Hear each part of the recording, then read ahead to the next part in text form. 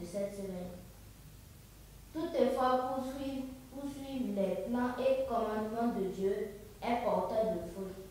Le troisième texte de cette circonstance se trouve dans le livre de Psaume, en son chapitre 119, au 102e verset jusqu'au 105e verset. Psaume 119, 102 à 105. Examinons la parole de Dieu. Psaume 119, 102 à 105. Je ne m'écarte pas de tes lois, car c'est toi qui m'enseignes. Que tes paroles sont douces à mon palais, plus que le miel à ma bouche. Par tes ordonnances, je deviens intelligent. Aussi, je hais tout pouvoir de mensonge. Ta parole est une lampe à mes pieds et une lumière sur mon sentier.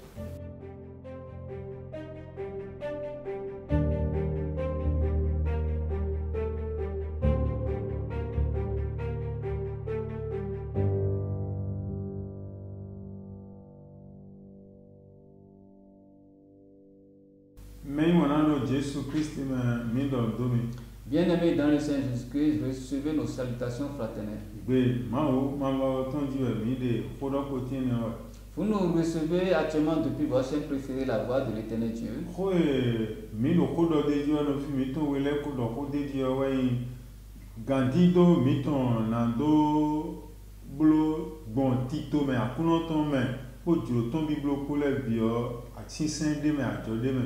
Et le thème élaboré cette semaine est intitulé Tout effort pour suivre les plans et commandements de Dieu est porteur de fruits.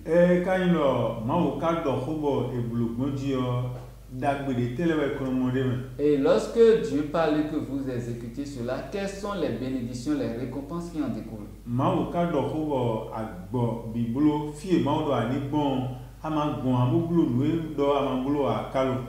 Et lorsque tu parles, lorsque Dieu te parle et que tu n'écoutes pas, quelles sont les conséquences?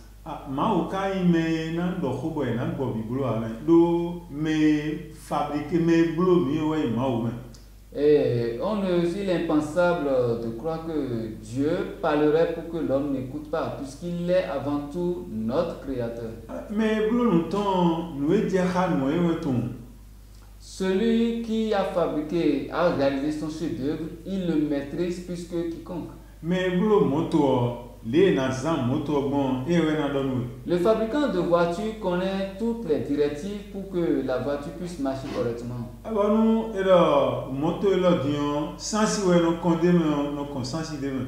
Et lorsque le fabricant te dit cette voiture doit consommer de l'essence, tu ne peux pas mettre autre chose que de l'essence dans cette voiture. Un autre fabricant te dira que sa voiture doit consommer rien que du gasoil et tu ne peux pas mettre autre chose que du gasoil.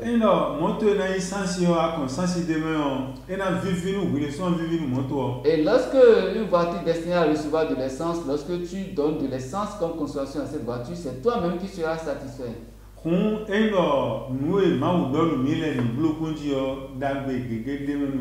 Alors, c'est pour vous dire que lorsque Dieu nous parle, il y a beaucoup de bénédictions qui en découlent lorsque nous obéissons.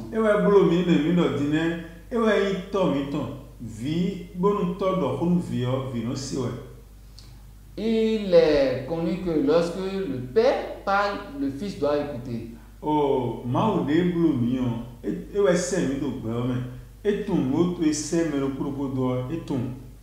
Et Dieu connaît les projets qu'il a fait pour chacun de nous.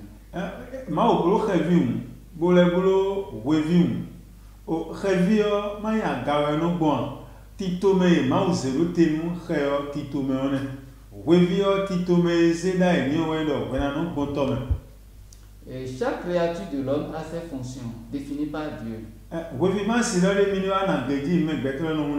Et il ne saurait pas avoir de permutation dans les rôles que Dieu a signés à chacun de ses créatures.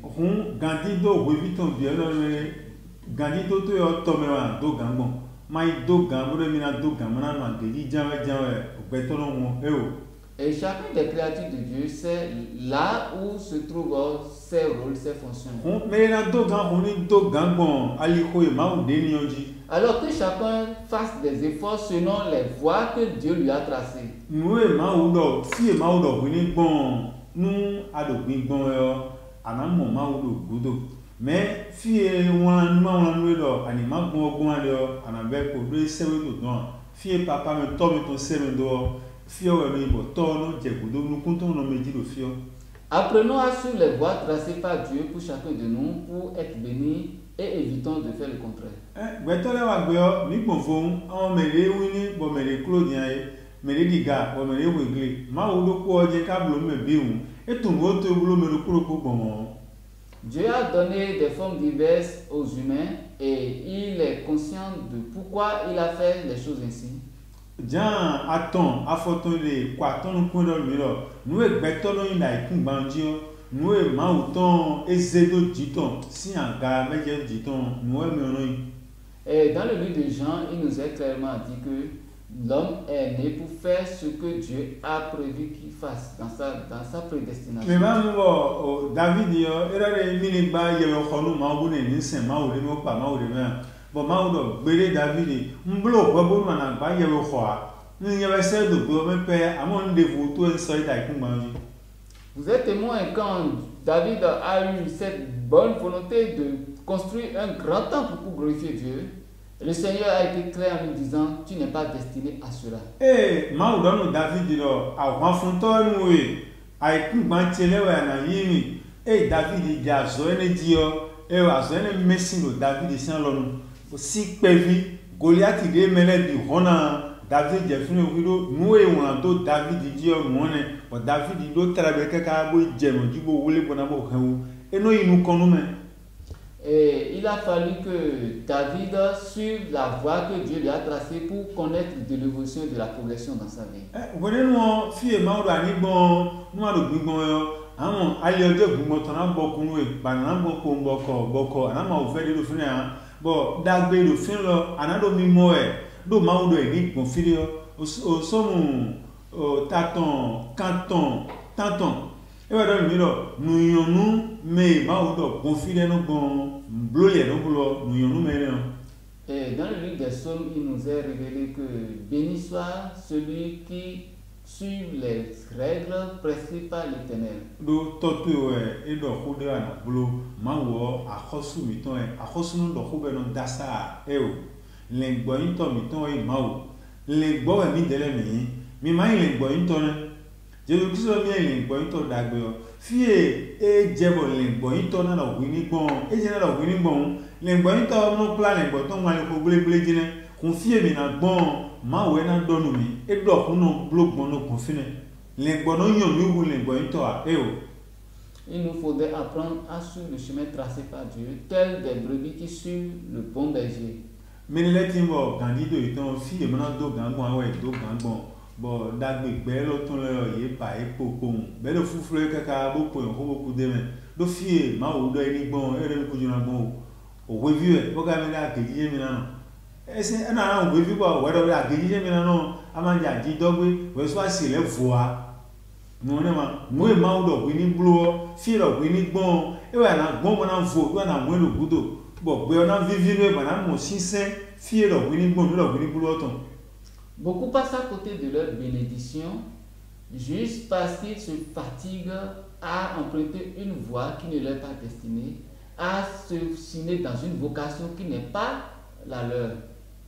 Hon maude semi do fio o nuoto semi do fio nuwe mina babona tun bona no bloni ne so vimo gamwa enya yin papa di mo ado ho vito no se to no blo no ya do ena vivi no papa na vivi no e na se vito da zo bo vito pe no da zo me bo bono inu kon bono di e je khode me eno di bono plon wle bono no plon ganjo vio mate bio we no dele ha anane ele bio we anane fo ne do tawtu khomento na hundo viene go asize da gbede bo la do viene ha do elo no wawe bodo khome do khome no papa ton papa lo mana do khome no viene. Il est important alors de savoir quelle est la volonté de Dieu pour ta vie.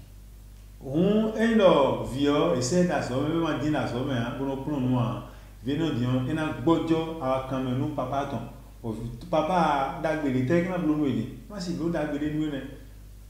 Ne sois pas un sujet de chagrin pour ton père, parce que c'est lui qui te connaît, qui maîtrise ta vie et te trace le bon chemin. Et nous parlons ici de l'éternel Dieu, notre Créateur. Mi kon bibeli ome mi me gbeto le ton le kon bibeli ome me ma do khobo ye kon fi ma do ri gbon le ye bien fo me do de tron we ma kwaton bese an fo ni kon se we ni godo nu ma do kho bo mi se gbon zungo dio nu bina so gbedo mi amoyi mi wuwe gbere bo ero e kuno gbon fine o bo mi je fine gbon dio evo be mi ton wulu o ero wevi ayi we gbere godo ma igban gedio evo asiwa. Et les exemples dans la Bible de ceux qui ont suivi la volonté de Dieu ont été bénis s'appellent légion. Il suffit de suivre la voie de Dieu, faire ce qu'il dit pour être béni.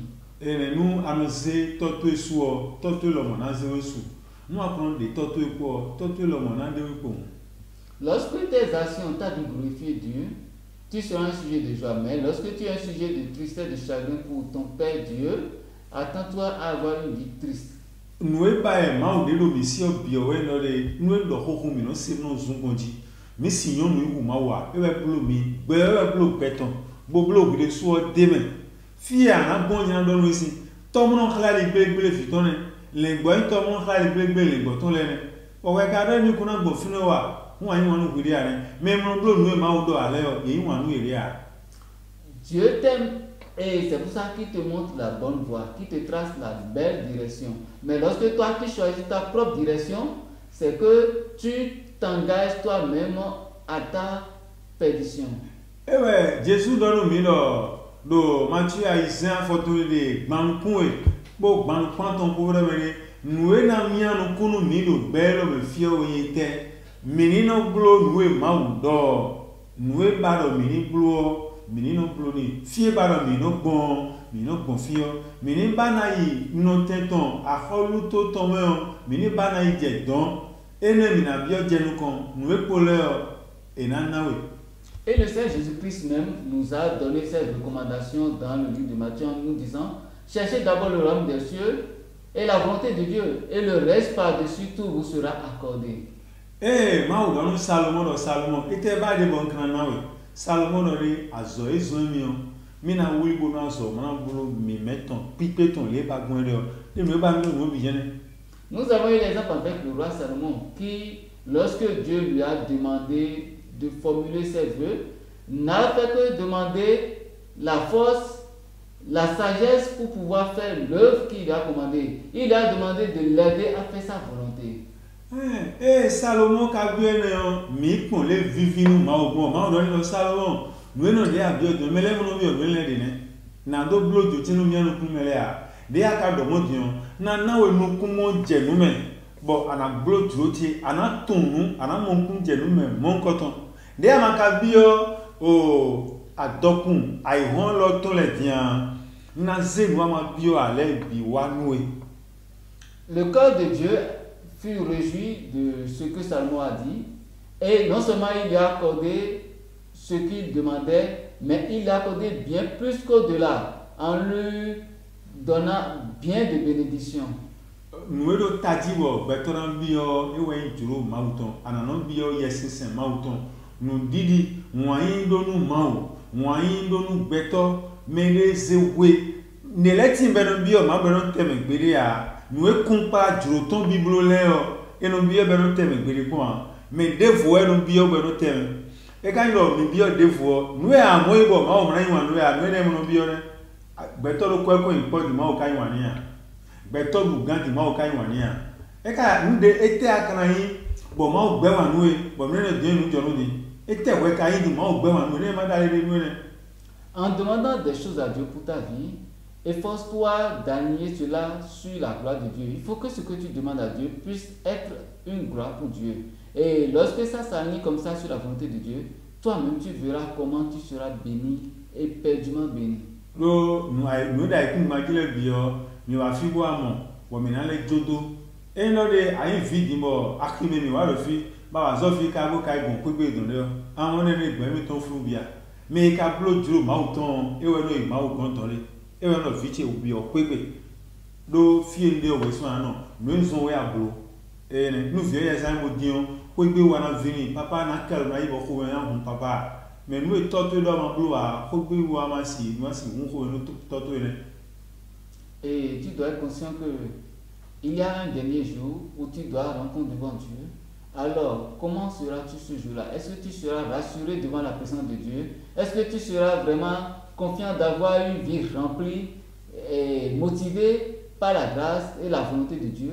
Tu dois te poser cette question. Nous déclarons pour qu'ailleurs attends à fortune pour pas fortune quand on pour mais le fond et le média dokun ne wedomia nous biso wedemi adokun lo po nous jeme wena du moto jeme wena do bo gado ete agbatono lele no takono adon de a wetu nous edobo do ene bidion gana ko bena kubna to bido eye mweru kuto be don yo melo wa ko tu la so be de wa duwo mi an ko nan wa ete ba de la mo ni ma ko bu no donc ne bi o tagba on blo nuwe ma udo nu ma ubero to yin wa nuwe ma udo nu le bi nu an blo nuwe ma udo bo mu ma udo kudo ado le bi mais ai won sin le nuwe ma udo lo mi an kunu yo ma o sin wa nuwe a do nuwe no kla me so efitia akwa na kla so efitia me ka do kwe bo ma blo duro ma uton a e me jo me a do kwe kaka jimba no jajo alo na hu me mu mo kwe na sin ma uton ba le mo we ma do tare ne akwa no hu me ma do tare ne. Alors, bien-aimé, apprends à faire la volonté de Dieu pour ta vie. Donc, Gigo mitone, yei mitone, mini patiro ma uton blo filo mini bon, yei betotone, et zene sino yei de so de noya. L'homme qui sa gloire de sa disposition a obéi à Dieu. Mi donano kaka do de. Nous vous bénissons dans le Seigneur Jésus. Benko Jésus Christ. Amen.